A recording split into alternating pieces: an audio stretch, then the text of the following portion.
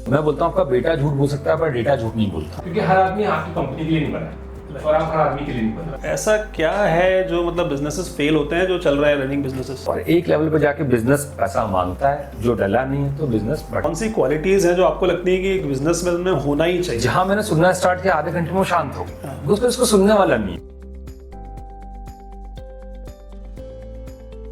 Hello, welcome to insurancey talks.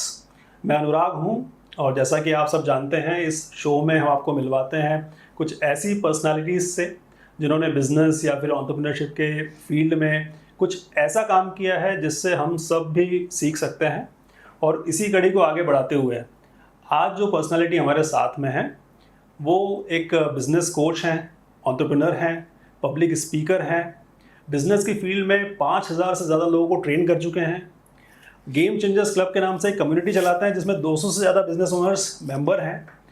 तो please welcome mister Pushpendra Singh Jadaun. Thank you so much sir. आपसे बहुत दिनों से बात करने की इच्छा थी बट आज जाके हम लोग मिले हैं। तो सबसे पहले तो आपको जो मेरा पहला सवाल है वो यही है कि ये जर्नी कैसी है आपकी, अपना शुरुआती थोड़ा सा बैकग्राउंड? सर हाँ, बहुत सिंपल सर। आर्मी बैकग्राउंड को बिलोंग करता हूँ, तो आर्मी में जाना था पर घर वालों ने जाने नहीं दिया। तो उस जमाने में एक ही होता था कि अगर आप थोड़ा अच्छा पढ़ते हो तो आइदर इंजीनियर और डॉक्टर, तो इंजीनियरिंग कर ली। आफ्टर इंजीनियरिंग मुझे समझ में आया कि I am not good with, मैं पूछता हूँ I am not good with engineering but मैं टीचिंग में बहुत अच्छा हूँ। तो क्राइट की कोचिंग स्टार्ट करी, बाद में जहाँ कोचिंग थी वहाँ से निकल के खुद की कंपनी स्टार्ट करी। एंड कंपनी स्टार्ट करने से एक प्रॉब्लम थी मेरे को जो बहुत बड़ा था कि सुबह से रात तक दौड़ रहा हूँ, मतलब क्लाइंट में ही संभाल रहा हूँ, बिल में ही बना रहा हूँ, पेमेंट फॉलोअप भी मेरा है, डिलीवरी मेरा है। बट कुछ बहुत अच्छे मेरे को कोचेस मिले या बहुत अच्छे मेंटर्स मिले जिनको देख के लगा कि ये लोग तो 10-10 बिजनेस चला रहे हैं and they are still free और मैं एक बिजनेस से परेशान हूँ। तो सीखना स्टार्ट किया, खुद को बाहर किया तो दोस्त बिजी थे, तो दोस्तों को समझाया एंड वो दोस्तों ने पुश किया कि you have to start your own course. तो मैंने फिर ये कोर्स स्टार्ट किया बिकॉज मेरे बिजनेस से में जो मेरा पहला बिजनेस है it's an marketing agency, digital marketing agency. वो 13-14 साल हो गए तो चलते हुए, लास्ट 4 साल से मेरा ऑफिस भी नहीं गया हूँ, वो फुल ऑटो मोड पे। तो यहाँ पे जो पूरा है कि मुझे कुछ करना नया था तो मैंने कोर्स स्टार्ट कर दिया। तो ये एक बैच आई और उसके फीडबैक के बाद एक अभी तक मैं 10 बैचेस निकाल चुका हूँ और बहुत सारे कोर्सेज स्टार्ट किए हैं। एंड एक आखिरी चीज, बिकॉज आपने गेम चेंजर का नाम लिया था तो मुझे समझ में आया रीडिंग बहुत इंपॉर्टेंट और हिंदुस्तानी पढ़ता नहीं है। तो we have started a group जिसके अंदर हम बुक्स पढ़ते हैं, साथ में शेयर करते हैं, business problem, marketing, self discipline, everything. तो ये मेरी जर्नी बहुत शॉर्ट एंड सिंपल। क्या बात है। नहीं तो मैं जो एक ना हमारे जो बिजनेसमैन जो हमारे गेस्ट होते हैं उनसे एक सवाल पूछता ही हूँ कि आपने शुरुआत से ही सोच कर रखा था कि आपको बिजनेस फील्ड में जाना है या कोचिंग फील्ड में जाना है, या फिर एक ओवरऑल एक्सपीरियंस होता गया और आप आगे बढ़ते गए? सर ये एक्सपीरियंस होता गया, मतलब मुझे पढ़ाना पसंद था पर वो लगता है ऐसा था कि पढ़ाना इतना ज्यादा, हिंदुस्तान में पढ़ाता कौन है जिसको कुछ और नहीं मिलता जनरली, अगर कोचिंग हटा दीजिए तो वो अगर कोई और जॉब नहीं मिली तो टीचर बन जाओ। बट जब पढ़ाना स्टार्ट किया और मजा आने लगा और साथ में दिखा कि इसमें ग्रोथ भी बहुत अच्छी है, तो पढ़ाता रहा। Because of some condition market खराब हुआ, वापस बाहर आया और शौक नहीं गया। तो कोई प्लानिंग नहीं थी, मैं आर्मी वाला था, बाद में IIM वाला था, लेकिन फाइनली आके मैं टीचिंग में पूरी तरह से लगा और बिजनेस ओनर्स को पढ़ा रहा हूँ। इसमें ज्यादा मजा आ रहा है बिकॉज उनका लेवल बहुत अच्छा रहता है। राइट। तो आप तो काफ़ी सारे बिजनेसेस को देखते होंगे, समझते होंगे, बिजनेस ओनर्स के भी साइकी को हैंडल करते होंगे। तो कई बार ऐसा होता है कि जब बिजनेस चालू तो कर देते हैं लोग, लगता है ईजी है, लेकिन जब चलाने लगते हैं तो फिर आगे बढ़ नहीं पाते हैं और फिर फेल हो जाते हैं। तो ऐसा क्या है जो मतलब बिजनेसेस फेल होते हैं जो चल रहा है रनिंग बिजनेसेस? फेल होने ज्यादा मैं बोल सकता हूँ, फेल होने का रीजन भी वही है और या ना बढ़ने का रीजन भी वही है, और उसको 2 चीजों में डिवाइड करेंगे। पहला मैं आपको बहुत अच्छा एग्जांपल देता हूँ। मैं भी कुछ दिनों, ये 3 या 4 दिन पहले चंगेज खान की स्टोरीज पढ़ रहा था। तो चंगेज खान से बोला गया था इसने सबसे ज्यादा अर्थ एक्वायर की है, सबसे ज्यादा साम्राज्य जिसने बनाया, सबसे ज्यादा वॉर्स लड़ी है, ये अकेला आदमी है जिसने कार्बन नेगेटिव कर दी दुनिया। इतने लोग मार दिए थे कि कार्बन एमिशन कम हो गया था, तो ठंड बढ़ गई थी। तो उससे पूछा गया कि भाई साहब आप महल क्यों नहीं बनाते हो? बोले जिस दिन मैं महल बना लूंगा ना उस दिन हम सब आराम में आ जाएंगे, और जिस दिन मेरे को आराम हो गया तो मैं लड़ना भूल जाऊंगा, मेरी टीम, मेरी सेना लड़ना भूल जाएगी। तो हमारे हिंदुस्तानियों में एक बड़ी प्रॉब्लम है, या हो सकता है हमारी सोसाइटी के हमारे को सेटिस्फाइड बहुत जल्दी समझा देते हैं। तो पहला माइंडसेट जो है उसमें ठीक है पर हम खुश नहीं है, जबकि होना उल्टा चाहिए, हमें खुश रहना चाहिए, सेटिस्फाई नहीं रहे। दूसरी कहानी, बिकॉज हम ऐसे मार्केट से आए हैं, ऐसे पिछले ऐसे पास से आए कि हम कुछ भी चीज़ डेलीगेट करना नहीं चाहते, हम सिस्टम नहीं बनाना चाहते, हम सब कुछ हमारे हाथ में रखना चाहते हैं। आप कभी भी गद्दी से उतरोगे तो आपने बच्चे को बिठाने की कोशिश करोगे, चाहे वो केपेबल हो या नहीं हो। सही बात। मैं क्राई बेबी बोलता हूँ, या तो केपेबल नहीं होगा, या वो रेडी नहीं होगा, ठीक है, या वो इंटरेस्टेड नहीं होगा। और बहुत कम होते हैं, तीनों होते हैं, लेकिन वो बिजनेस में उसको बिठा देंगे तो डूबेगा। दूसरा, बहुत स्पीड से मार्केट चेंज हो रहा है लेकिन आप कुछ चेंज ही नहीं कर रहे हो। मेरे को हर बार कोई आता है, सर पहले दुकान में बहुत रौनक थी, अभी दिवाली गई है, अब नहीं है।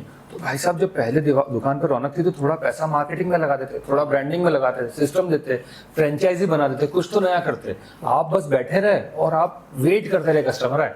धीरे धीरे कस्टमर को इतने ऑप्शन मिल गए कि आप और मैं आजकल उस दुकान पे जाना बंद कर चुके हैं। तो दैट्स द ओनली प्रॉब्लम जो मेन है कि बॉस, हमारा माइंडसेट रेडी नहीं है कि हम ग्रो करना चाहते हैं। हम चाहते हैं कि सब चीज़ आराम से मिले, that is not possible. And आप बाहर जाओगे तो बाहर वाले, अच्छा एक और चीज़ बताता हूँ जो आप देखेंगे कि आप आउट ऑफ इंडिया जब देखते हैं तो वो लोग स्केल करने में प्लानिंग करते हैं, ठीक है, हम लोग सेव करने के लिए प्लानिंग करते हैं, ठीक है। आप इन्वेस्टमेंट में, आप इंश्योरेंस में इतना अच्छा काम कर रहे हैं। मैं आपसे बात करूंगा, मैं जिस भी रियल एस्टेट वाले से मिलता हूँ, बिजनेस से पैसा निकाल के 3 जगह डालता है, mutual funds, gold, real estate, और वो बिजनेस में नहीं डालता। और एक लेवल पे जाके बिजनेस पैसा मांगता है, जो डला नहीं है तो बिजनेस बढ़ना बंद हो जाता है। ये मेन है, पर बहुत सारी बातें और हो सकती है। सही बात है। मतलब ये है कि बिजनेस में अगर कोई पैसा डाल भी रहा है तो वो अपने रॉ मटेरियल को बढ़ा लेगा, है ना, ऑफिस बना लेगा या एम्प्लॉयज रख लेगा। लेकिन जो मार्केटिंग जो होती है, जो लॉन्ग टर्म मार्केटिंग, उस पर कभी कोई ज्यादा खर्चा नहीं करता है। सर 3 जगह नहीं करता, ना मार्केटिंग पे करता है, ना टीम पे करता है, और ना खुद पे करता है। आज की तारीख में हर कुछ चेंज हो चुका है। आप इस टेक्नोलॉजी के साथ बैठे हुए, हम अगर हमारे शहर की बात करते हैं, हमारे इंडियन बिजनेस ओनर्स की बात करता हूँ, वो एआई को एक्सेप्ट करने की जरूरत नहीं समझते। मैं बहुत सारे मार्केटिंग के सेशंस देता हूँ, उसमें 90 से 95% बिजनेस ओनर के पास सीआरएम नहीं, और डेली लीड्स आ रही, मतलब पिछले साल की लीड का क्या कर रहा पता नहीं, रिपीट बिजनेस नहीं मालूम। वहीं पे अगर एक सिस्टमेटिक बिजनेस होगा, उसने देखा कि इस दिवाली मेरे सामान खरीदा गया तो नेक्स्ट दिवाली के 1 महीने पहले से मैसेजेस कॉल करने लगेगा। और छोटे शोरूम भी कर सकते हैं, मतलब एक शर्ट का शोरूम भी मैसेज करता है कि it's your birthday, you have 20% extra discount, आइए और लेके जाइए। तो हम वो टेक्नोलॉजी पे खर्च नहीं कर रही है। तीनों चीजें 400% दे, आप, आपकी टीम और आपकी मार्केटिंग, और उससे जो पैसा है फिर आप बाकी जगह इन्वेस्ट करो, कहीं मना नहीं है, और वहाँ करना पड़ेगा। सही बात है। तो ये भी चीज़ें मतलब एक्सपीरियंस से लोग सीख सकते हैं, चाहे तो, और अगर आपके जैसा कोई कोच मिल जाए जो बता दे तो सीख सकता है, पढ़ सकता है, देख सकता है, बहुत सारी चीज़ है। और आजकल देखिए ना, आप छोटे छोटे बिजनेस बहुत स्पीड से बड़े हो रहे हैं, बिकॉज वो पैसा आप बिजनेस में डाल रहे हैं। मैं अभी ए वैल्यू मिनी सर से मिला था, जिनका थायरो केयर था, और हम लोगों के साथ में डिनर हुआ, तो मैंने, सर आप 95 में पोस्ट ऑफिस में थे, और अब आप तब मतलब कंपनी बेची नहीं थी, पर 3000 करोड़ की कंपनी थी, तो इतना बड़े कैसे हुआ? बोले कृष्ण ने पैसा बढ़ा पर खर्चा नहीं बढ़ा। मैं सेम लेवल पे था। हाँ, मतलब मैं तब भी वही कपड़े पहनता था, आज भी वही कपड़े पहनता हूँ। तो मैंने सिर्फ पैसे क्या किया? बोले सिर्फ बिजनेस में लगाया।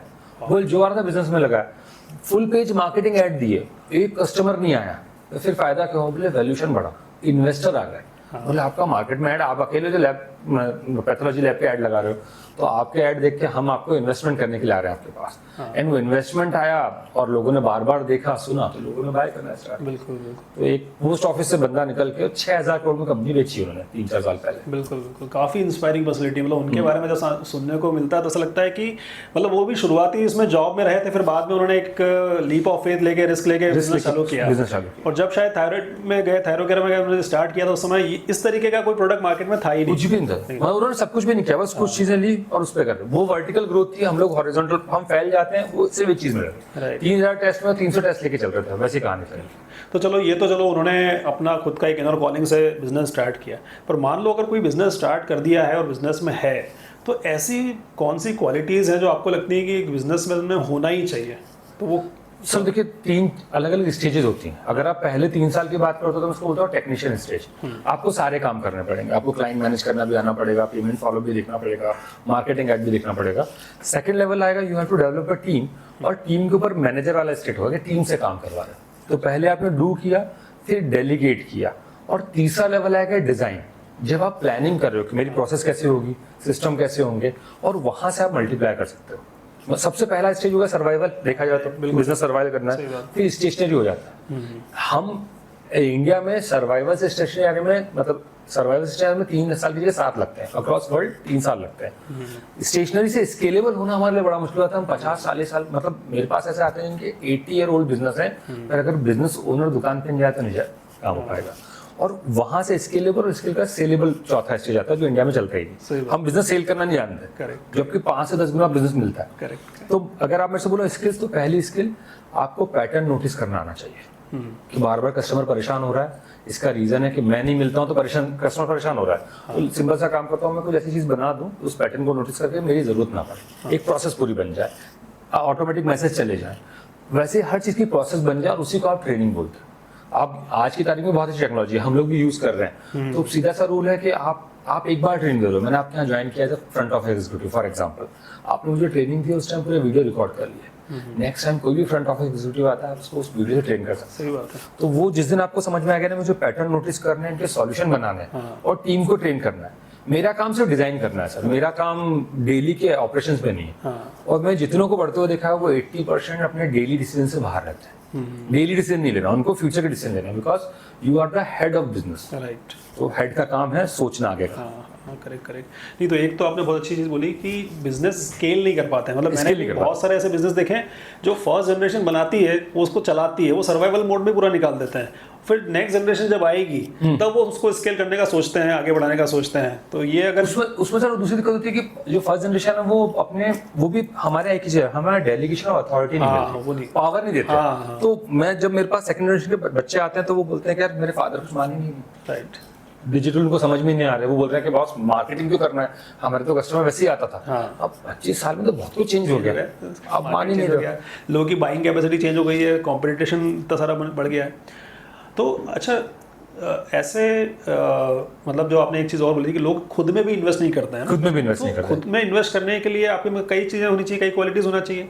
सॉफ्ट स्किल्स मुझे ऐसा लगता है कि हमारे यहाँ पे खासकर इंडिया में एक बहुत ही इग्नोरेंट एक ऐसा एरिया है जहाँ पे लोग सॉफ्ट स्किल्स पे काम नहीं करते हैं, चाहे जॉब हो या बिजनेस, दोनों में किस तरीके से बात करना। सॉफ्ट स्किल्स एक बहुत वास्ट फील्ड है, बट फिर भी प्रेजेंटेशन, बात करना, how to delegate with team. Sir देखिए बिजनेस में दो ही चीजें होती हैं, आप ह्यूमन से डील कर रहे हैं टू सेल योर प्रोडक्ट, और आप ह्यूमन से डील कर रहे हैं टू मैनेज योर टीम, मतलब मैनेज योर बिजनेस। तो दोनों जगह ह्यूमन बीइंग है, तो ह्यूमन बीइंग से बात करने के लिए सॉफ्ट स्किल चाहिए। अब वो आप उसको लीडरशिप स्किल बोल सकते हो, कम्युनिकेशन स्किल्स बोल सकते हो, लिसनिंग स्किल्स बोल सकते हो, और तीनों बहुत स्ट्रांग। आप जितना सुनते हो, मेरी एक बहुत अच्छी स्टूडेंट है, तो उनका एक दिन फोन आया कि यार मेरे टीम में 2 लोगों में झगड़ा हो गया, एंड जो एक फीमेल है वो बहुत गुस्से में, आप बताइए मैं क्या करूँ। मैंने सिर्फ उसको फोन लगा के 15 से 20 मिनट सुन लो। बोले इससे क्या होगा, मैंने आप सुन के तो देखो। थोड़ी देर फोन आया, बोले यार कितनी अच्छी बात है, जहां मैंने सुनना स्टार्ट किया आधे घंटे में वो शांत हो गई, उसको इसको सुनने वाला नहीं। और मैं बहुत सारे मतलब बिजनेस ओनर्स को देखता हूँ, उनका टीम वाला बोलना स्टार्ट होता है, बीच में काट देते हैं। वो कैबिन में आया तो बैठ के पेन चला रहे हैं, उसकी तरफ देख भी नहीं रहे, आप कहीं ना कहीं उसकी डिसरिस्पेक्ट कर रहे हैं, वो आगे नहीं बढ़ेगा। बिल्कुल। तो लिसनिंग भी बहुत इंपॉर्टेंट है, कम्युनिकेशन भी बहुत इंपॉर्टेंट है, लीडरशिप भी बहुत इंपॉर्टेंट है। एग्जैक्टली। मैं भी इसलिए कोशिश करता हूँ कि अगर कोई मेरे केबिन में आया है, चाहे हम लोग कलीग हैं आपस में, तो आए और बैठ के बात करें। हाँ, बैठ के बात करें। कभी कभी कुछ शॉर्ट मैसेज होता है तो ठीक है, वो फटाफट बोला और चले गए, बट एटलीस्ट कोई डिस्कशन करना है तो आए, बैठे और फिर बात करें, ताकि हम एक दूसरे को सुने, ढंग से समझे। सर टोयोटा के अंदर, मतलब मैं एक बहुत अच्छी बात बताऊँ, टोयोटा के बहुत सिंपल सा रूल है कि सबसे ज्यादा फीडबैक टोयोटा में लिए जाते हैं। हाँ। शॉप जो वर्कर आखिरी में काम कर रहा है वो भी आपको फीडबैक दे सकता है। उनकी एक रोक भी चलती है, मैं नाम भूल रहा हूँ, उनको कोई प्रॉब्लम होती है रोक देते हैं। तो लोग बोलते हैं यार काम रुक जाता है, बोले नहीं हमारा काम अच्छा हो जाता है, क्योंकि एक वर्कर देख पा रहा है कि हमारी दिक्कत क्या है। और साल के सर ज्यादा नहीं 10 लाख फीडबैक आते हैं कि ये बॉटल की रैक ऊपर बना दो, मुंह चौड़ा कर दो, ये कर दो, उन सबसे उनकी प्रोडक्टिविटी बढ़ रही है। और आपको नहीं पता आपका टीम मेंबर कितना स्ट्रॉन्ग आइडिया लेके चला जाए, जो आपका काम होता है, वो सुनना तो पड़ेगा सर। बिल्कुल सही बात है। तो अच्छा ये भी चीज़ मैंने देखी है बिजनेसेस में, और खासकर मतलब अनऑर्गेनाइज्ड बिजनेस में, कि शुरुआत में जब लोग अच्छा करने लग जाते हैं, बिजनेस चलने लग जाता है, तो एक साथ बहुत सारे मल्टीपल बिजनेस में इन्वॉल्व हो जाते हैं। चलो एक दुकान तो अच्छी चल रही है, फिर चलो यहाँ पे भी थोड़ा इन्वेस्ट कर दिया, रियल एस्टेट में भी चले गए, फिर 2-4 और बिजनेस में इन्वेस्ट कर दिया, और वहाँ पे भी उनका एक्टिव इन्वॉल्वमेंट हो जाता है। तो कई बार क्या होता है कि धीरे धीरे करके मल्टीपल बिजनेसेस ऊपर हो जाते हैं। हाँ। तो पहला तो मेरा क्वेश्चन ये है कि क्या ये सही है कि एक दुकान ठीक चल रही है तो दूसरी जगह क्यों जाना? हाँ। और अगर जा रहे हैं तो कैसे उसको मैनेज कर सकते हैं ताकि उनको मतलब प्रॉब्लम नहीं आए प्रैक्टिकली? सर देखिए गलत तो नहीं बोलूंगा, लेकिन हाँ एक कहानी है कि अगर आप एक बिजनेस का दूसरा बिजनेस खोल रहे हो तो 2 चीजें ध्यान रखिए। पहला, बिजनेस लाने में आपका जिम्मेदारी नहीं होनी चाहिए, बिजनेस लाने के लिए आपकी टीम होनी चाहिए, बिजनेस ला सके। क्योंकि अगर बिजनेस लाना आपको तो दूसरे बिजनेस में कैसे लगोगे? क्योंकि हर बिजनेस 3 से 4 साल मांगे खड़ा करने में। दूसरी कहानी, जो डिलीवरी है वो आपके हाथ में नहीं होनी चाहिए। अगर आपने डिलीवर करना स्टार्ट कर दिया कि बॉस मैं ही कस्टमर से बात कर रहा हूँ, क्लाइंट हर चीज के लिए आपको फोन लगा रहा है, चाहे वो B2B हो, B2C हो, प्रोडक्ट हो, सर्विस हो, तो आप फंस जाओगे। तो पहले 2 चीज सेट करिए कि डिलीवरी कोई और मैनेज कर रहा है और कस्टमर कोई और लेके आ रहा है, आप ऊपर से देख रहे हो, वो सबसे इंपॉर्टेंट चीज है, अदरवाइज नहीं होगा। तीसरी चीज आपके पास चीज है नंबर। मतलब मैं बोलता हूँ आपका बेटा झूठ बोल सकता है पर डेटा झूठ नहीं बोलता। तो और हमारे यहाँ से प्रॉफिट लॉस के लिए कोई नंबर नहीं, पर पर्सन कितना काम कर रहा है, ऑन टाइम कितनी डिलीवरी है, विदाउट एरर कितनी डिलीवरी है, आपका टर्न अराउंड टाइम क्या, आपकी कस्टमर की प्रॉब्लम कितनी जल्दी सॉल्व हो रही है। अगर वो वीक ऑन वीक आता रहेगा और आपके टीम को भी नंबर पता है तो काम हो जाएगा। अभी हमारे यहाँ पे एक जैक बनाने की जो कार में कमानी लगती हैं, उनकी मैन्युफैक्चरिंग कंपनी, तो उनके यहाँ पे उन्होंने हमारे यहाँ कोर्स ज्वाइन किया और उसके बाद उन्होंने वो नंबर दिखाना स्टार्ट किया कि आपके टारगेट। तो बोला सर सिर्फ 2 महीने के अंदर ऐसा हुआ जिस बंदे का एवरेज टिकट साइज 21,000 था, सेल का नहीं ला पा रहा था, बिकॉज वो बार हर वीक नंबर पे बात हुई, उसने सिंगल टिकट 3.5 लाख का क्लोज किया और बोल रहा है इस मंथ में एक और दे दूँ। ये अक्टूबर की बात है, जस्ट बिकॉज नंबर दिख रहे हैं, आपको दिखता नहीं। तो ये 3 चीज होनी चाहिए, आप बिजनेस लाने में इन्वॉल्व नहीं हो, कुछ बहुत डिसीजन हो जाते हैं, आप बिजनेस की डिलीवरी में इन्वॉल्व नहीं हो, और तीसरा आपके पास कोई एक डैशबोर्ड होना चाहिए जहां आप चेक करो बिजनेस बढ़ रहा है नहीं बढ़ रहा। 3 चीजें बहुत इंपॉर्टेंट है। दूसरा, अगर आप सेकंड बिजनेस कर रहे हो तो मैं बोलता हूँ कोशिश करो ऐसा बिजनेस करो जिसके अंदर आपका इन्वॉल्वमेंट कम हो किसी भी तरीके से, क्योंकि पहले बिजनेस में आप बहुत मेहनत कर चुके हो। और दूसरा, ये बिजनेस चालू करो तो स्केलेबिलिटी मल्टीप्लाई हो सके, ये चीज करके कर सकते हो। सब बिजनेस करने में कोई पंगा नहीं है। आप बिजनेस कर क्यों रहे, मेरा आपसे एक क्वेश्चन है, उल्टा कर लेते हैं इस बार। आप बिजनेस कर क्यों रहे, कोई भी बंदा बिजनेस क्यों करता है, क्या पर्पस होता है? मतलब इनिशियल पर्पस तो यही है कि फाइनेंशियल मतलब प्रॉफिटेबिलिटी। हाँ, तो मैं इसको बोलता हूँ freedom of money, time and choices. अब होता क्या, फ्रीडम ऑफ मनी आ जाती है, टाइम और चॉइसेस खत्म हो जाती है, खत्म ही हो जाती है। तो अगर आप वो दिमाग में रखकर चलोगे तो बिजनेस अपने आप सेट हो जाएगा। सही बात है, राइट। अच्छा, जैसे आप सेल्स कोच भी हो, आप सेल्स ट्रेनिंग भी देते हो, तो मतलब ऐसा क्यों होता है कि सेल्स तो ठीक है, लोग मिलते हैं, कस्टमर से बात भी कर लेते हैं, पर सेल्स क्लोज होने में बड़ा टाइम लग जाता है, कब नहीं होता है। तो ऐसी कौन सी चीज़ें हैं जो आप गलत कर रहे हो जिससे आपकी सेल्स डील क्लोज नहीं हो रही है? सबसे पहला जो तो बिल्कुल सबसे पहली चीज़ है जो आपने पहली बात की, लिसनिंग। मैं आपको एक बहुत अच्छा देखिए, कोल्ड कॉल आप मानते हो डेड हो गए, लोग ये बोलते हैं कोल्ड कॉल डेड नहीं हुआ, कोल्ड कॉल करने का तरीका नहीं पता आपको। मतलब जनरली जो लोग काम है, हम क्या करते हैं, हम जब भी किसी कस्टमर से मिलते हैं तो हम बोलते बहुत और सुनते कम। सेल्स का पहला और आखिरी रूल है, you should speak for 80% of the time और 20% आपको बोलना है। और उस टाइम पे क्वेश्चन बहुत अच्छे होने चाहिए। कुछ 1.5 साल पहले एक मेरे पास फोन आया था कि सर आपके घर में कितने लोग हैं? मैं हूँ, मेरी वाइफ, एक बच्चा है। तो बच्चा कितना है? 8 महीने का। उसका अगला क्वेश्चन, सर तीनों में कौन कौन जॉब करता है?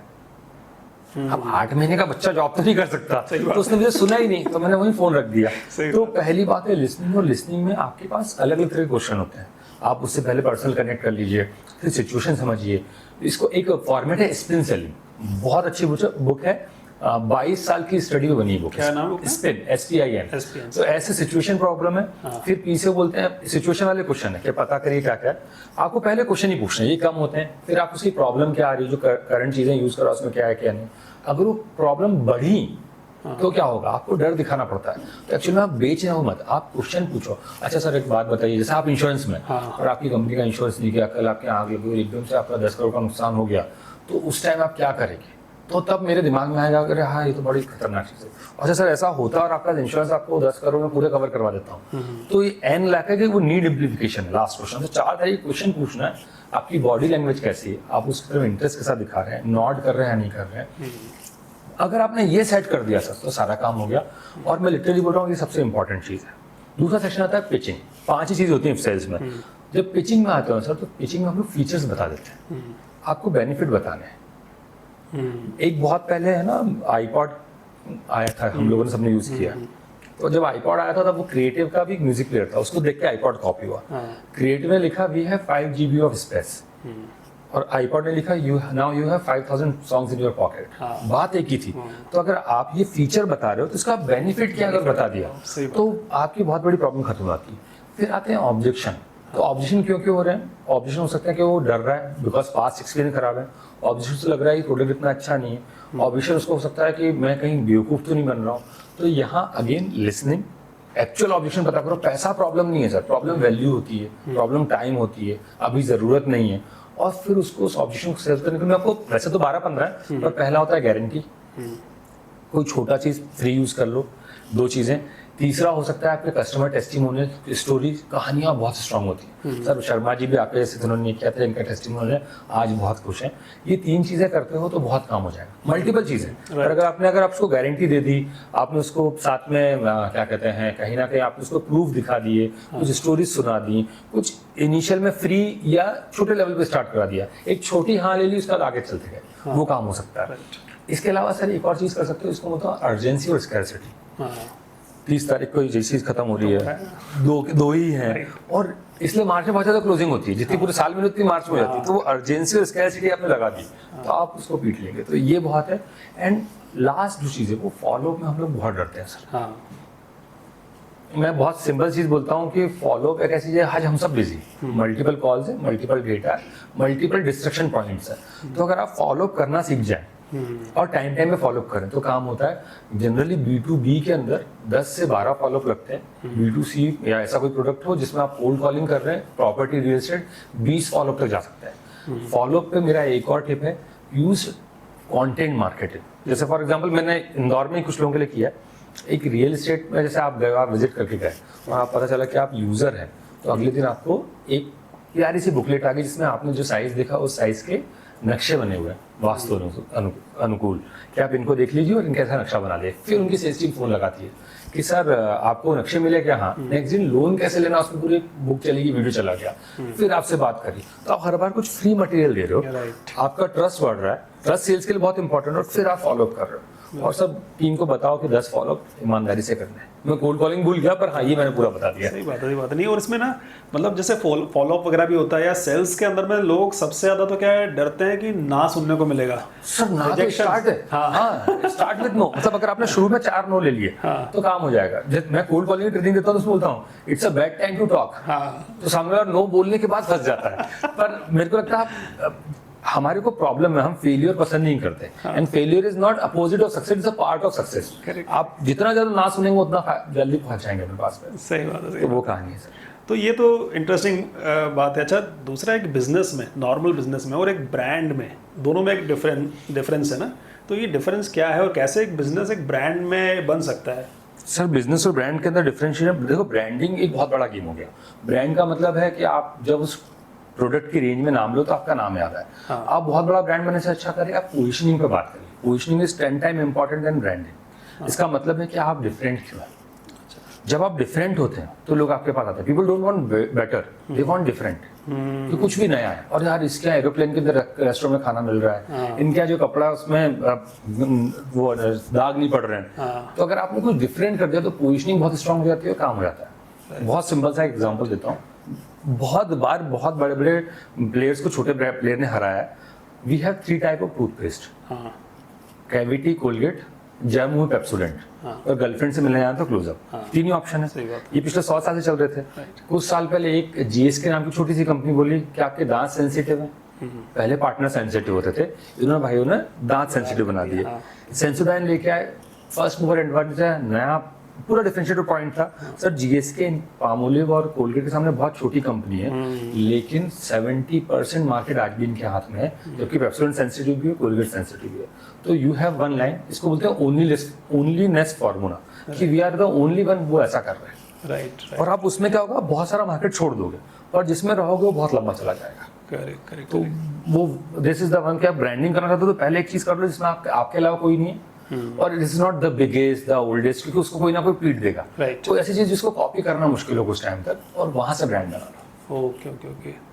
नहीं, मैंने भी मतलब मार्केटिंग में एक फंडा है, जो लोग मार्केटिंग वाले लोग उनको जानते हैं, पर्पल काऊ बोलते हैं जिसको, कि अगर आप कार में जा रहे हो और आपको साइड में खेत में बहुत सारी गायें दिख रही हैं, डिफरेंशिएटर, हाँ, उसमें आपको एक पर्पल गाय दिखी तो आपका हमेशा ध्यान जाएगा वो पर्पल पे, बाकी गायों पे गाय पे नहीं जाएगा, क्योंकि वो नॉर्मल है, वो नॉर्मल सी है। यहाँ पे पर्पल इज डिफरेंट। तो आपने बोला कि ये लोग डिफरेंट लेना चाहते हैं, नॉर्मल नहीं लेना चाहते हैं। सर इसके लिए एक और बहुत अच्छी बुक है, क्योंकि अपनी बात ही हो रही है, जब भी ब्रांडिंग के लिए जा रहे हो तो पोजीशनिंग के लिए, इसका नाम है ब्लू ओशन स्ट्रेटेजी। ये बुक 65 लैंग्वेज में छपी थी और 50 मिलियन कॉपी बिकी। और हम लोगों ने इस बुक को कवर किया था हमारे क्लब में, तो हम लोगों ने उनसे बात करी थी कि सर इसको हिंदी में नहीं छपाई, बिकॉज हम 4th लेवल की लैंग्वेज है। तो उनके जो ऑथर तो उन्होंने लिखा, बोले इंडियंस बुक पढ़ते ही नहीं। और अब उनका वापस मिला है कि we have publish in Hindi, पर उसके अंदर उन्होंने फॉर्मूलाज दिए। पर्पल काऊ बहुत प्यारी बुक है, कॉन्सेप्ट समझा देते हैं पर आप इम्प्लीमेंट नहीं कर सकते हो। राइट। इन्होंने 2 फॉर्मूला बनाए हैं, तो आप अगर ब्लू ओशन स्ट्रेटजी यूज करते हो तो एक ERRC फॉर्मूला है, आप उसको यूज करके अपनी पोजीशन सेट कर सकते हो ब्रांडिंग के लिए। Okay okay okay.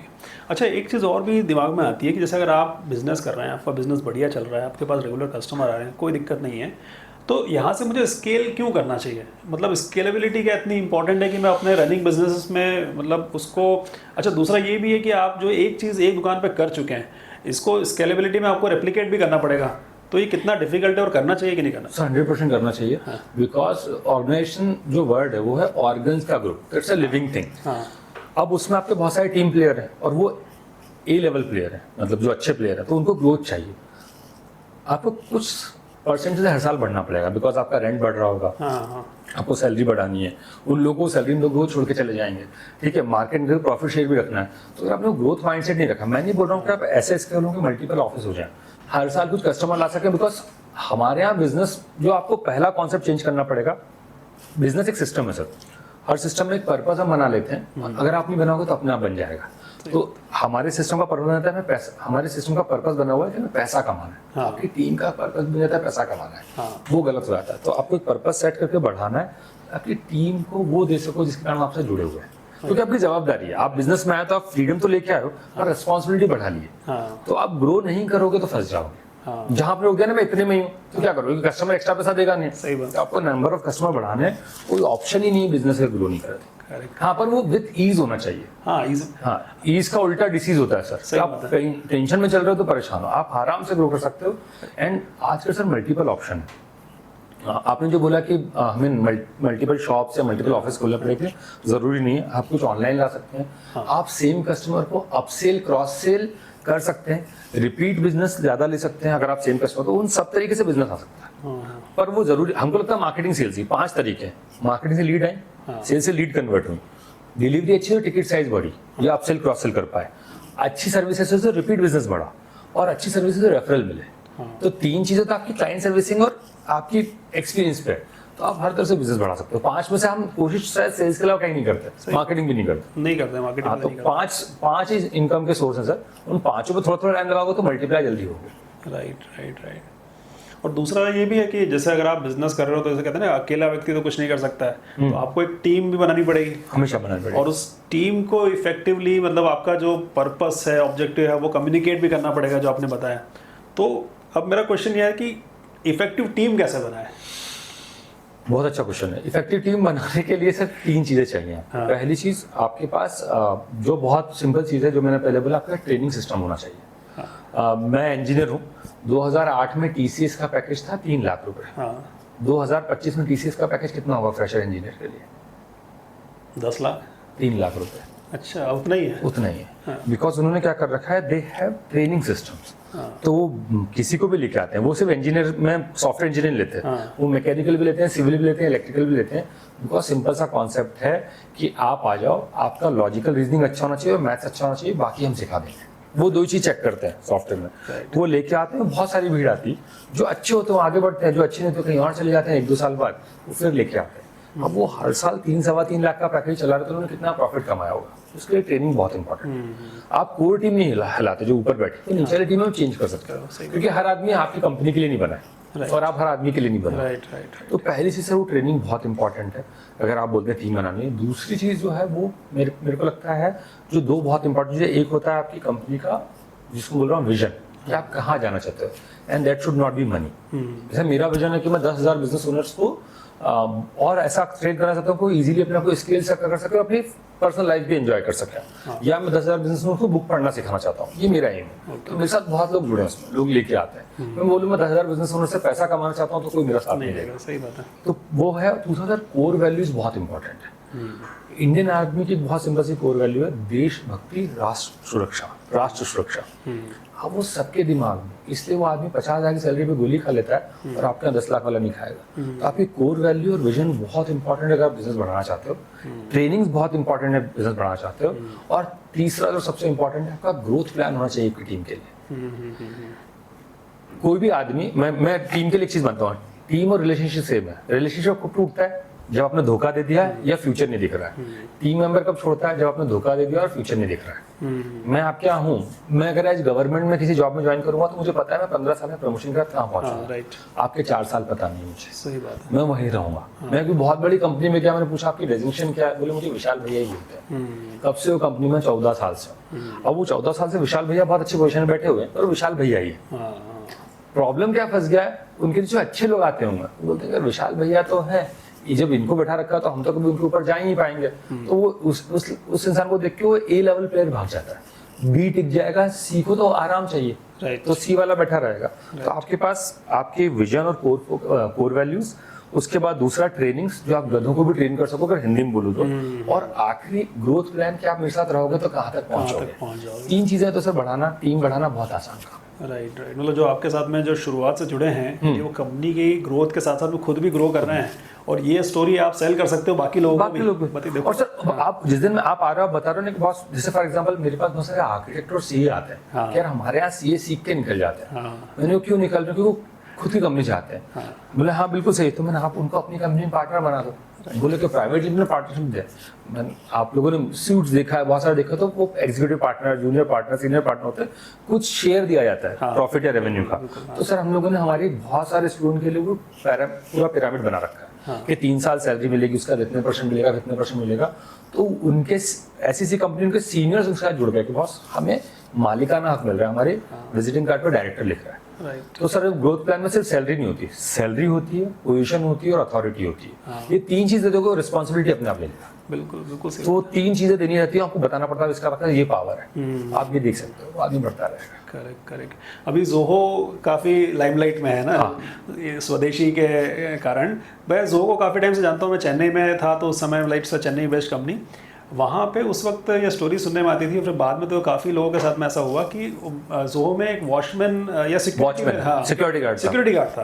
वो सिक्योरिटी गार्ड वहाँ पे है, रेगुलर है। फिर वो जब सारे टॉप मैनेजमेंट के लोग को सबको जानता था, मिलता था, तो वहाँ पे उन्होंने उस सिक्योरिटी गार्ड को ट्रेनिंग दे के उसको पूरा कोडिंग वगैरह सिखाया। बाद में वो डेवलपमेंट में आया, फिर वहाँ से वो ग्रोथ इतनी बढ़िया करी कि आज वो एक पूरा प्रोजेक्ट और टीम संभाल करता है। हाँ, मतलब वॉचमैन से लेकर अब तो वो कंप्लीट कंपनी के अंदर में क्वालिटी काम कर रहे हैं। तो इस तरीके, मतलब मेरा कहना है कि कैसे ग्रोथ हो सकती है कंपनी में, वो एक बहुत बढ़िया एग्जांपल है इस चीज़ का ना। सर लॉन्ग टर्म थिंकिंग का मोड है। श्रीधर वेम्बू से अगर आप बात करते हैं तो वो बोलते हैं कि बॉस मैं जब इंजीनियर हायर कर रहा था तो IITian बहुत महंगे थे और लोअर लेवल मजेदार नहीं थे। तो उन्होंने अपना स्कूल चालू किया, इसका नाम है Zoho school of learning. Right. और वो जोहो स्कूल लर्निंग की दुकानें, मतलब सॉरी जोहो स्कूल के जो लर्निंग के सेंटर्स हैं वो गाँव में खोल दिए, और गाँव से बच्चे उठा रहे हैं। सर 3 बड़े बेनिफिट, 2 साल वो पढ़ाते हैं और फ्री पढ़ाते हैं, पैसा देते हैं उस पढ़ाते टाइम। तो पहला वो बच्चा निकलता तो उनके साथ तैयार होकर निकलता। दूसरा उसका डिग्री किसकी, इनकी, तो कहीं जा नहीं सकता। और तीसरा इनकी कल्चर में रमा हुआ है तो ग्रो करने में बड़ा मजा आ रहा है उसको, कहीं और जाएगा भी नहीं। तो ये सर 15,000 एम्प्लॉय इनके ऐसे हैं जो इन्होंने खुद ने ट्रेन किया आफ्टर 12th। और ये बहुत हमको ट्रेनिंग आती ही नहीं सर। एक और कंपनी का नाम लेता हूँ, मैकडी। वर्ल्ड में 95% employees of McD are 12th pass only, क्योंकि 12वीं के बाद ले लेते, सबसे कम होते हैं। उनको सिखाते हैं कि किचन में चलना कैसे है। इनकी ट्रेनिंग इंस्टीट्यूट का नाम है यूनिवर्सिटी ऑफ हैम्बर्गोलॉजी। तो आपको कितनी देर में तेल से निकालना है, कैसे कस्टमर से बात करनी है, क्या करना है, सब बता देते हैं। अब उसके कारण बेनिफिट क्या है कि उनको बहुत सस्ता आदमी मिलता है। वो जैसे कॉलेज खत्म होता है छोड़ के जाता है तो अगला आ जाता है, तो वो उसी कारण चलते जाते हैं। ओके, ट्रेनिंग सबसे इंपॉर्टेंट है सर, हमारे पास है ही नहीं। हमारे पास नहीं है, सही बात है। ट्रेनिंग में हम लोग इतना खर्चा नहीं था। मैं पहली बार जब अपोलो हॉस्पिटल गया था, चेन्नई में विजिट किया था, तो उस समय मैंने यही देखा कि सारा स्टाफ जो है उनका बॉडी लैंग्वेज एक जैसा है, उनका बात करने का तरीका एक जैसा है। तब मुझे स्ट्राइक हुआ कि यार ये बिना ट्रेनिंग के पॉसिबल नहीं है। तो आप ट्रेनिंग पर अगर इन्वेस्ट कर रहे हो तो फिर वो रिफ्लेक्ट भी होता है एक तरह से। एक और ट्रेनिंग का अच्छा एग्जांपल देता हूँ, हमने से कभी किसी ने सुना नहीं सर। स्टारबक्स के सीईओ का नाम एकदम से याद नहीं आ रहा। तो स्टारबक्स में 2004-05 में मशीन्स आ गई थी, तो फ्रेगनेंस नहीं आई थी, बिजनेस कम हो रहा था। तो सीईओ ने वापस ज्वाइन किया। उन्होंने बोला मैं इसलिए वापस नहीं आया हूँ, जो फाउंडर थे, मैं इसलिए वापस नहीं आया हूँ कि मुझे मेरा बिजनेस कम हो रहा है, मैं इसलिए वापस आया कि मेरा ब्रांड खतरे में। और सर एक दिन 3 से 4 बजे 1 घंटे या 2 घंटे के लिए पूरे यूएस के 7,000 सेंटर बंद करवा दिए कॉफी शॉप्स स्टारबक्स के, और सबको ट्रेनिंग दी कॉफी कैसे बनाई जाए एक साथ। लोगों ने पेपर में लिखा था पागल है, $4 की कॉफी के लिए कुछ $1 बिलियन का नुकसान कर दिया। और उस ट्रेनिंग में सर उसका क्या कंपनी बढ़ाई ये पूछूंगा। उनका कहना था कि we are not in coffee business, we are in people business to whom we are serving coffee. coffee as well, तो yeah. आपको बात कैसे करनी है, उनके सामने स्माइल कैसे करना है, वो अरोमा कैसे फैलाना है, कैसे आप उसको सर्व करते हैं उससे थैंक यू कैसे बोलोगे, वो सब सिखाया बस, बात कुछ नहीं। कॉफी बनाना सबको आता था, Right, और उसके बाद सर बिजनेस रिसेशन में बढ़ा है इनका। तो ट्रेनिंग बहुत इंपॉर्टेंट है, हम लोग ध्यान नहीं देते ट्रेनिंग। करेक्ट। नहीं तो बहुत अच्छी काफ़ी सारी टिप्स आपने अभी इस छोटे से मतलब पॉडकास्ट में कन्वर्सेशन में आपने दी। बट अगर किसी को आपसे पूरा बेसिक, क्योंकि ये जो आपने बताया ये तो एक जस्ट स्नैपशॉट है, बट आई एम श्योर कि अगर इसको एग्जीक्यूट करना हो तो उसके लिए एक प्रॉपर प्लान चाहिए, एक प्रोजेक्ट चाहिए, एक तरीके से एग्जीक्यूटेबल एक्शन प्लान भी चाहिए। तो किसी को आपसे सीखना हो, ट्रेनिंग लेनी हो तो कैसे कॉन्टेक्ट कर सकते हैं? सर मेरे साल में 3 बैचेज आते हैं, और ऑनलाइन मेरे सक्सेस विद पुष्पिन इंस्टा या फेसबुक, यूट्यूब, या बोलते हैं अपना लिंक्डइन पे आप मुझसे बात कर सकते हैं। जनरली जब भी आता तो हम लोग लिंक डाल ही देते हैं। हाँ। तो वो ज्वाइन करके एक सेशन ऑफलाइन रहता है फुल डे का, उसका कुछ सेशंस और होते हैं, उसका एक पूरा मेरा 8 महीने का कोर्स चलता है सर। तो 8 महीने में पहले हम बात करते हैं यू, नॉट बिजनेस, हाँ। क्योंकि हम नहीं सुधरेंगे तो बिजनेस सुधर ही नहीं सकता है। सही बात। जो मेरे यहाँ जो लोग लेट आ रहे हैं ना क्लास में, उनकी टीम लेट आ रही है। हाँ। जो मेरे यहाँ पैनिक में है उनकी टीम पैनिक में है। Right. जो मेरे यहाँ मक्कारी कर रहे हैं उनकी टीम मक्कारी कर रही है कि भैया असाइनमेंट पूरा करने आए तो वो भी डालेगी, क्योंकि वो energy flow from top to bottom. Right. तो आप खराब हो तो सब खराब है। तो सर योर बिजनेस स्ट्रक्चर, इसको हम बिजनेस कुंडली बोलते हैं सर, वो सबसे बड़ा है। देन टीम, जिसमें हायरिंग, मैनेजमेंट, रिटेंशन, उनकी स्कोरिंग, उनके टारगेट्स, सो दैट वो काम कर सके, वीकली मीटिंग के फॉर्मेट, मंथली मीटिंग के format, then marketing, sales and everything. और सर बहुत ज़रूरी, मेरे को लगता है बिजनेस बहुत स्पीड से चेंज हो रहा है, हम लोग कुछ भी यूज़ नहीं करते। अभी मेरे एक बहुत अच्छे दोस्त भी हैं और मेरे बैच में भी रहे, 2 बार उन्होंने कोर्स ज्वाइन किया, तो उनको हम एक चीज़ पढ़ाते हैं, OKR। वो वहाँ गए सैन फ्रांसिस्को, तो मुझे अब समझ में आया OKR की वैल्यू क्या है। It's a goal achievement technique. Facebook हर 6 महीने में 15 दिन के लिए अपनी पूरी टीम को छुट्टी दे देता है, प्लान योर नेक्स्ट 6 मंथ। हम लोग प्लान नहीं करते, और उस 15 दिन आप कहीं भी डिनर करोगे रात में ऑन फेसबुक, आपसे पूछेगा ही नहीं, और सारी टीम साथ में करते डिनर, मतलब एक A team, B team, C team, पर वो 6 महीने के डे ऑन डे, मतलब पहले 6 महीने का प्लान किया, फिर 3 का, फिर मंथली, वीकली, डेली के एक्शन लेने, और उसके बाद जो काम कर लेते हैं सर 15 दिन की प्लानिंग में, वो कभी कोई नहीं कर सकता। तो सर मेरे पास मिलने का तरीका सोशल मीडिया पर कनेक्ट हो सके, जब भी नया लिंक आए तो आप ज्वाइन कर सकते हैं, और वहाँ से कोर्स ज्वाइन कर सकते हैं। So thank you so much Pushpendra, बहुत सारी मतलब इतने सारे क्विक टिप्स मिल गए छोटे से सेशन में। मुझे ऐसा लग रहा है कि ये कई चीज़ें हम लोग इग्नोर कर देते हैं डे टू डे में, बिजनेस में और बाकी दूसरे प्रेशर में ध्यान नहीं देते हैं, बट खुद पे इन्वेस्ट करना कितना ज़रूरी है बहुत है। वो मुझे एक समझ में आया। और दूसरा एक आई ओपनिंग ये भी है कि कई बार कई गलतियां हम लोग जान करके नहीं करते, हो जाती है, बट जब तक कोई मेंटर या कोई थर्ड आई पर्सपेक्टिव हमें नहीं बताया, हमें समझ में नहीं आती है। तो ऐसे में बहुत ज़रूरी है एक मेंटर का या कोच का होना भी। बिल्कुल सही। और सर हमारा माइंडसेट इंडियन बिजनेस में माइंडसेट 3 चीजों से बनता है। तो आपका पास्ट, हाँ, कि आप कैसी जगह से हैं, हम सब पैसा बचाने की जगह से हैं, हम लोगों को लगता है रख लें। दूसरा आपके अड़ोस पड़ोसी, वो सब दौड़ रहे हैं, तो आपको लगता है दौड़ना ही बिजनेस करना है। मतलब आपको एक आखिरी चीज देता हूँ, बहुत इंपॉर्टेंट है, इंडियन बिजनेस ओनर से 70 घंटे से ऊपर काम करता है एवरेज, और फॉरेनर 40 घंटे से ऊपर काम नहीं करता। वो हमसे ज्यादा अच्छा बिजनेस कर रहा है, वो सेकंड संडे ऑफ ले रहा है। तो बिजनेस करना हमें आता नहीं है, हम करना ही चाहते हैं। तो सर पहला हुआ आपका पास्ट, जो हम देखा लड़ता हुआ हमने। दूसरा आपके अड़ोसी पड़ोसी सब रात को काम कर रहे, संडे जा रहे तो हम भी आ रहे हैं। और फिर तीसरा आप सीख क्या रहे हो, जो हम जीरो है। हिंदुस्तान सबसे कम बुक पढ़ने वाला देश है सर, और सबसे ज्यादा भी कॉम्पिटिशन एग्जाम, आप कंपनी सेक्रेटरी, तो कॉम्पिटिटिव एग्जाम के लिए सबसे ज्यादा बुक हम पढ़ते हैं, के लिए हम पढ़ लेते हैं। UPSC, IIT, मेडिकल में सबसे ज्यादा बुक हम पढ़ते हैं। और उसके बाद जितनी बुक्स है सर, हमारे यहाँ कोई बुक नहीं पढ़ते, इसलिए ना रिसर्च होती है ना बुक छपती है, दोनों प्रॉब्लम है। करेक्ट। आई एम श्योर ये आने वाले टाइम में ये प्रॉब्लम सॉल्व होनी चाहिए sir. Right. Thank you so much, thank you for your time, मजा आया। Thank you sir.